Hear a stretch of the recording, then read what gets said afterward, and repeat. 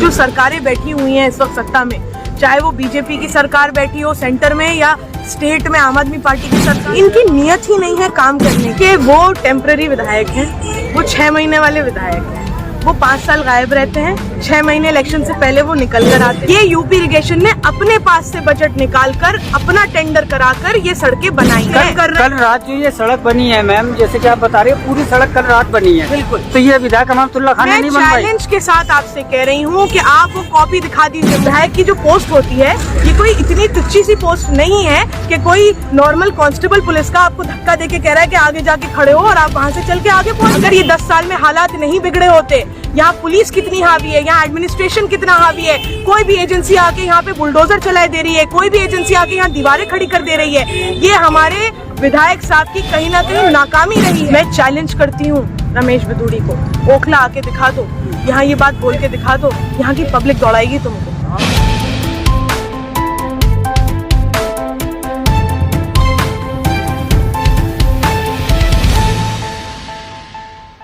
Hello दोस्तों, India की news में आपका स्वागत है। इस वक्त मैं मौजूद हूँ, जैसे कि इधर से ओखला हेड से रास्ता आता है नई बस्ती से होता हुआ और इधर अबू फजल शाहीन बाग की तरफ, नोएडा की तरफ जाता है। जैसे कि यहाँ पर जो है काफ़ी अंधेरा रहता था, खासतौर से सर्दियों में परेशानी होती थी, कोहरा पड़ता था, यहाँ अंधेरा रहता था। तो यहाँ पर आज जो है जो ओखला की वार्ड 188 की जो काउंसलर है अरीबा खान, वो इस वक्त यहाँ पर मौजूद है और दिखा रहा हूँ ये हाई मास्क जो है यहाँ पर आज लगाया गया है। यहाँ पर ओखला में इस टाइम आज की डेट में 3 हाई मास्क लगाए गए हैं। कहाँ वो हाई मास्क हैं उनसे बातचीत भी करेंगे। फिलहाल यहाँ पर इस हाई मास्क का जो उद्घाटन करने जा रही हैं अरीबा खान, यहाँ पर इस वक्त मौजूद हैं। काफ़ी लोग इस वक्त यहाँ पर मौजूद है। अरीबा जी से बात करेंगे। मैं उद्घाटन करने से पहले बताएंगे जरा से कहाँ आपने हाई मास्क लगाए और क्या फ़ायदा होगा इससे यहाँ के लोगों को। देखिए, जब मेरा इलेक्शन था काउंसलर का, तब हमने बहुत ज़्यादा कोई बड़े बड़े झूठे वादे नहीं करे थे। जिन चीज़ों पे हम काम कर सकते थे और जो हमें अंदाज़ा था कि हम इन चीज़ों को, जो सालों से नहीं हुई थी, 10-10, 15-15 साल से नहीं हुई थी, लेकिन हमें इल्म था और हमें यकीन था कि हम उसका सोल्यूशन निकाल सकते हैं। उन वादों में से एक वादा था अल-शिफा हॉस्पिटल के सामने के कूड़ेदान को ख़त्म करना, और एक वादा था कि ये जो आपका रेत का टीला जो है नई बस्ती के आगे, यहाँ से लेके 3 नंबर तक, ये एक डार्क स्पॉट बना हुआ था, जिसपे बहुत लोगों ने इलेक्शन कैंपेन के दौरान भी हमसे कहा था कि आप इस पे जरूर काम करिएगा अगर आप जीतती हैं। और मैंने ये वादा भी किया था वार्ड 188 की आवाम से कि इंशाल्लाह हमें कामयाबी मिलेगी तो हम इस डार्क स्पॉट को पूरी तरीके से ख़त्म करेंगे। और उसी के तहत देखिए, आज अल्लाह का बेहिसाब शुक्र है अल्हम्दुलिल्लाह, और लोगों की दुआओं से हमने यहाँ रेत के टीले पे एक हाई मास्ट यहाँ लगाई है, एक हाई मास्ट लाइट हमने आगे 3 नंबर पर लगाई है, और एक और जो बहुत बड़ी प्रॉब्लम थी कि जो शाहीन बाग का कब्रिस्तान है, एक वाहिद कब्रिस्तान है यहाँ पर इस वार्ड में, और इधर उधर की भी एक बटला हाउस का है या इधर है, इनमें अंधेरा रहता था। अगर किसी की अनटाइमली डेथ हो रही है, किसी वक्त के शाम को जैसे रात में भी आ जाते के बाद तदफीन का हो रहा है, तो वहाँ अंधेरा बहुत रहता था, जिससे लोगों को बहुत परेशानी का सामना करना पड़ता था। तो उसी को देखते हुए हमने एक शाहीन बाग कब्रिस्तान के अंदर एक हाई मास्ट लाइट लगवाई है, और उसके अलावा हमने अल्लामा शिबली रोड जो है, जो आपकी 40 फुटे से आगे जो रोड पड़ती है, उस रोड पर हमने पूरी रोड पर 40 नए पोल लगाए हैं, नई लाइटें लगाई हैं। आज हम उसका भी इनॉग्रेशन बाकी बात बाद में करेंगे। फिलहाल आप इनॉग्रेशन करिएगा इसका, फिर उसके बाद हम आपसे कुछ सवालात हैं वो करेंगे जरा सा। बिस्मिल्लाहिर्रहमानिर्रहीम।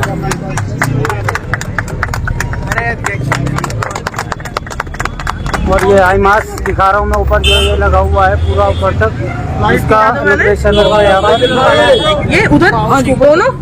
बिस्मिल्लाहिर्रहमानिर्रहीम। कहाँ हुई? जल गई।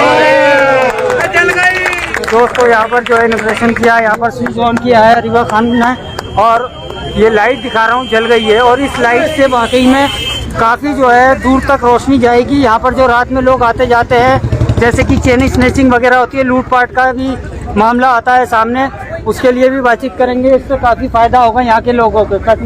तो मैम, जैसे कि काफ़ी अंधेरा रहता था, रात में लोग आते थे, स्नैचिंग का भी मामला होता था, उसको भी एक फ़ायदा होगा यहाँ पर। देखिए, कई बार यहाँ पहले छोटे पोल्स भी लगे थे, जो मेरे इल्म में है कि जो पहले काउंसलर थे उन्होंने छोटे पोल्स भी लगवाए थे, लेकिन वो कामयाब नहीं रह पाए क्योंकि वो चोरी हो गई थी लाइटें। यहाँ पे जो लोग बैठते हैं, नशा वशा करते हैं, उन्होंने वो लाइटें चोरी कर दी। इसलिए हमारा प्लान ये था कि हम यहाँ वो लाइटें ना लगा के जो जरूरत की चीज है हाई मास, जो जिसका मतलब दिखेगा इस्तेमाल। अब आप देख रहे हैं कि कितनी लाइट इसमें, और एक आगे हमारी हाई मास एक और लगी है।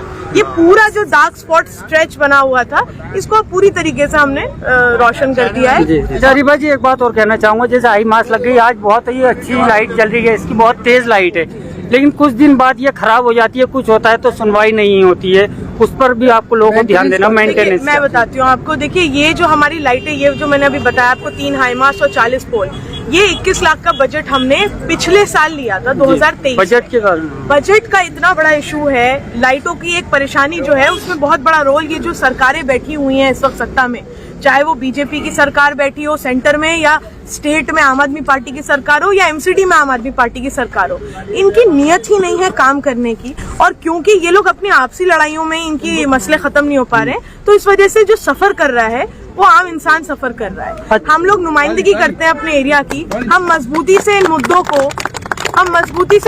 मुद्दों को हाउस में उठाना चाहते हैं कि इलाके में क्या हशर हो रहा है, चाहे वो कूड़े को लेकर हो, चाहे वो लाइटों के मसले हों, लेकिन ना हाउस चल पाता है, क्योंकि जैसे ही हाउस शुरू होता है वहीं बीजेपी वाले और आम आदमी पार्टी के लोग जो हैं काउंसलर्स, वो हाथापाई पे उतर आते हैं। और हमारी तरबियत ऐसी है नहीं कि हम हाथापाई करें खड़े होकर, तो हम वहाँ साइड में हो जाते हैं। तो एरिया के मुद्दों पर कोई बात चर्चा हो नहीं पाती है। इस वजह से एक बजट का बहुत बड़ा इशू है जो एमसीडी में हमें फेस करना पड़ रहा है।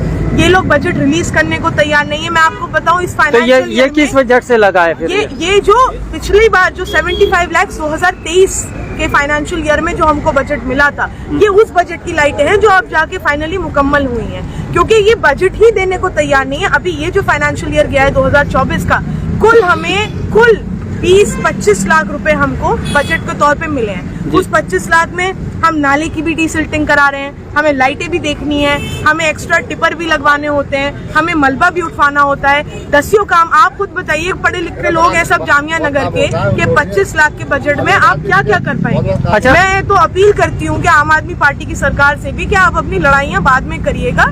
लोग दिल्ली के लोग सफर कर रहे हैं, बड़ी परेशानियां हैं, हम जूझ के काम करा रहे हैं, हमें मालूम है हम कैसे करा रहे हैं, क्योंकि हमारी आदत रोने की नहीं है कि हम रोने लगे कि हम ऑपोजिशन में बैठे हैं, सरकार हमें काम नहीं करने दे रही। हम बिल्कुल मजबूती से काम करेंगे, लेकिन उसमें थोड़ा डिले हो जाता है कई कामों में, लेकिन हम कोशिश करते हैं कि लोगों की उम्मीदों पे खड़े। अच्छा, मैं एक सवाल बनता है जरा सा, ये है कि जैसे विधायक अमानतुल्लाह खान सड़कों पे सफाई करा रहे हैं, हमने सवाल करा तो उन्होंने कहा दोनों ही काउंसलर काम नहीं कर रहे, सफाई नहीं करा रहे, इसलिए मजबूरी में मुझे करना पड़ रहा है। तो देखिए, वो टेम्पररी विधायक हैं, वो 6 महीने वाले विधायक हैं, वो 5 साल गायब रहते हैं, 6 महीने इलेक्शन से पहले वो निकल कर आते हैं और ये दिखाते हैं कि सारे काम वो करा रहे हैं। अब मैं आपको एक एग्जांपल दे दूं कि ये जो आप मेरे पीछे सड़क देख रहे हैं, नई बस्ती वाली, ये अभी बनी है सड़क। अब वो आके खड़े हो रहे हैं और कह रहे हैं कि हम बनवा रहे हैं। मैं चैलेंज करती हूँ अमानतुल्लाह खान साहब को कि टेंडर की कॉपी दिखाइए अगर आपने इसका बजट दिया है। ये यूपी इरिगेशन जो एजेंसी है, जिसकी ये सड़कें भी हैं, जिसकी यहाँ कई सारी लैंड है, ये यूपी इरिगेशन जो है, हम लगातार पिछले 1-2 साल से, जब से मैं पावर में आई हूँ तब से मैं लगातार यूपी इरिगेशन वालों को, हमने लेटर्स भी लिखे, हमने उनसे मीटिंग्स भी करी, हमने बार अधिकारियों को अप्रोच करा कि ये जो आपकी मेन रोड्स हैं ये बहुत खस्ता हाल में हो रही हैं, इनको रिपेयरिंग की जरूरत है, इनको दोबारा बनाने की जरूरत है, क्योंकि आखिरी बार ये सड़कें तब बनी थी जब हमारे वाले साहब विधायक थे। उसके बाद से कभी इन पे कभी कोई गौर ही नहीं फरमाया गया कि ये किस हालत में और इससे लोग कितना सफर कर रहे हैं। तो अब यूपी इरिगेशन ने फाइनली हमारी बात का संज्ञान लेकर वो हरी कोठी मेन रोड भी पूरी बनाई। ये जो नई बस्ती का पैच था, थोड़ा सा पैच हमने एमसीडी से बनवाया था, जबकि एमसीडी अनऑथराइज्ड एरिया में काम नहीं करती है, लेकिन हमने किसी तरह मैनेज करके एमसीडी से थोड़ा सा पैच बनवाया था। अच्छा, अब यूपी इरिगेशन ने ये पूरी रोड बनाई है, लेकिन विधायक साहब सिर्फ क्रेडिट ले रहे हैं। ये उन्होंने आप टेंडर की कॉपी मांगिए, आप कहिए, दिखाइए कि आपने कौन सा बजट दिया है इसके लिए। वो तो रात में दिखा रहे हैं। मैं इस रोड की बात कर रहे हैं, जो यूपी इरिगेशन के अंडर आती है। अगर सिस्टम क्या होता है मैं आपको थोड़ा सा बता दूं। तरीका ये होता है, जब हमारे वाले साहब ने ये सड़कें बनवाई थी तो दिल्ली सरकार से बजट यूपी सरकार को दिलवाया गया था। उस वक्त पे 7 या 10 करोड़ के करीब वो बजट दिलवाया गया था जब ये सड़कें बनी थी। वही प्रोसेस अब भी होना चाहिए। तो वो कॉपी दिखा दीजिए कि दिल्ली सरकार ने कहाँ दिया है पैसा यूपी इरिगेशन को, अगर वो क्लेम कर रहे हैं। कल रात जो ये सड़क बनी है मैम, जैसे कि आप बता रहे हैं पूरी सड़क कल रात बनी है, बिल्कुल। तो ये विधायक अमानतुल्लाह खान ने नहीं बनवाई। चैलेंज के साथ आपसे कह रही हूँ कि आप वो कॉपी दिखा दीजिए मुझे जिसमें ये अगर मेंशन हो कि दिल्ली सरकार ने बजट दिया है यूपी इरिगेशन को। ये यूपी इरिगेशन ने अपने पास से बजट निकालकर अपना टेंडर कराकर ये सड़कें बनाई हैं। मैं तो ओपन चैलेंज दे रही हूँ, अगर मैं गलत हूँ तो मुझे साबित करिए गलत हूँ मैं। हर चीज बहुत बड़ा खुलासा कर रही हैं आप। ये हम देखिए, हम सबूत के साथ बात करते हैं। अगर हमने बनाई होती तो हम आपको सबूत दिखाते। हम तो नहीं कह रहे कि हमने बनाई है, हाँ, लेकिन जो हकीकत बात है कि हम लगातार अधिकारियों से टच में थे, अप्रोच कर रहे थे, टाइम लग गया। क्योंकि देखिए आपको भी पता है कि सिस्टम कैसा चल रहा है, यूपी में सरकार किसकी है, और क्योंकि देखिए नुमाइंदे ढीले हैं। अगर हमारे विधायक साहब थोड़े फुर्ती से काम करने वालों में से होते, वो तो 6 महीने पहले निकल कर आते हैं इलेक्शन से। अगर उनकी नियत काम करने की होती तो ये 10 साल आपको इस टूटी फूटी सड़क पे नहीं चलना पड़ता। ये आखिरी बार तब बनी थी। एक सवाल और आ रहा है मैम, जो दीवार हुई है, पहले आप लोग आए थे तो दीवार रुक गई थी, लेकिन इस बार दीवार रुक नहीं पाई, वो हरी कोठी वाली। जी जी जी। तो क्या कहेंगे आपकी बार आप लोग क्यों नहीं आए? 1-2 महीने पहले की बात है कि यूपी इरिगेशन के अधिकारी आए थे और उन्होंने ये कोशिश करी थी कि इसको खोद दिया जाए और यहाँ दीवार खड़ी कर दी जाए। उस वक्त मैं भी वहाँ मौजूद थी, मेरे वालिद साहब भी वहाँ मौजूद थे, और हमने मजबूती से देखिए जो हमारा तरीका है और उसका रिजल्ट भी निकलता है। आपने देखा कि हमने जाके वहाँ उनको धमकाया भी, उन्हें रोका भी, और रोकने में हम कामयाब भी रहे। इस दफा क्यों नहीं रोक पाए? यहाँ पर सारे नेता भी आए हुए थे, सोशल एक्टिविस्ट भी आए हुए थे, सारे लोग यहाँ जमा थे। देखिए जो लोग वहाँ पहुँचे हुए थे वो अपनी सियासत चमकाने पहुँचे हुए थे। उनकी नियत ये नहीं थी कि हम काम को रोकें, वो सिर्फ फोटो वीडियो बनाने के लिए वहाँ पहुँचे थे। अगर मैं कहती हूँ आपकी नियत थी उसको रोकने की तो आप रोकते। विधायक बनना, कोई विधायक की जो पोस्ट होती है ये कोई इतनी तुच्छी सी पोस्ट नहीं है कि कोई नॉर्मल कांस्टेबल पुलिस का आपको धक्का देके कह रहा है कि आगे जाके खड़े हो और आप वहां से चल के आगे पहुंच गए। आपने तो इस पोस्ट की जो एक गरिमा होती है या जो एक स्टेटस जो होता है उसकी आपने बिल्कुल ऐसी की तैसी कर रखी है। क्या लगता है मैम, रोका जा सकता था इसको? देखिए ये जो काम हुआ है ये तो यूपी इरिगेशन की बिल्कुल रोका जा सकता था, लेकिन जब आपने 10 साल में अपने करप्शन में यहाँ की एजेंसीज और यहाँ के एडमिनिस्ट्रेशन को अपने ऊपर इतना हावी कर दिया, इलाके में इतना हावी कर दिया है, तो अब ऐसे हालातों में आकर आप कैसे रोक पाओगे उनको? अगर ये 10 साल में हालात नहीं बिगड़े होते, यहाँ पुलिस कितनी हावी है, यहाँ एडमिनिस्ट्रेशन कितना हावी है, कोई भी एजेंसी आके यहाँ पे बुलडोजर चलाए दे रही है, कोई भी एजेंसी आके यहाँ दीवारें खड़ी कर दे रही है, ये हमारे विधायक साहब की कहीं ना कहीं नाकामी रही है कि उन्होंने 10 साल अपने करप्शन में डूबने के लिए इन एजेंसियों को फ्री हैंड दे दिया और उनको हावी होने दिया इस इलाके पर। उसी का नतीजा है कि विधायक के खुद खड़े होने के बावजूद वो एजेंसियां कितनी हावी थी। ने कहा है कि प्रियंका गांधी के गालों जैसा हम जो है वो रोड बनवाएंगे। आप भी एक महिला है, कैसे देखती है इस सवाल को? निहायत ही डेरोगेटरी कमेंट है, ये निहायत ही घटिया बात है, और मैं तो जिसने ये बात कही है मैं उनको इस काबिल भी नहीं समझती कि उनकी इस बात पे कमेंट किया जाए। लेकिन क्योंकि हमारी आदरणीय प्रियंका गांधी जी के लिए ये बात कही गई है तो मैं पूरी तरीके से सिर्फ खंडन नहीं कर रही हूँ इस बात का, मैं चैलेंज करती हूँ रमेश बिधूड़ी को। ओखला आके दिखा दो, यहाँ ये बात बोल के दिखा दो, यहाँ की पब्लिक दौड़ाएगी तुमको। ये सिर्फ कांग्रेस पार्टी की बात नहीं है, आपने एक महिला के लिए ये बात कही है, आपने एक महिला लीडर और इलेक्टेड लीडर, और सिर्फ ये बात नहीं कि मैं कांग्रेस की हूँ और मेरी कांग्रेस की लीडर है तो उनके लिए। ये निहायत, ये आपकी घटिया सोच को दर्शाता है, ये दिखाता है कि जिस पार्टी से आप आते हैं उस पार्टी क्या ज़हनियत रखती है, औरतों का कितना सम्मान करती है।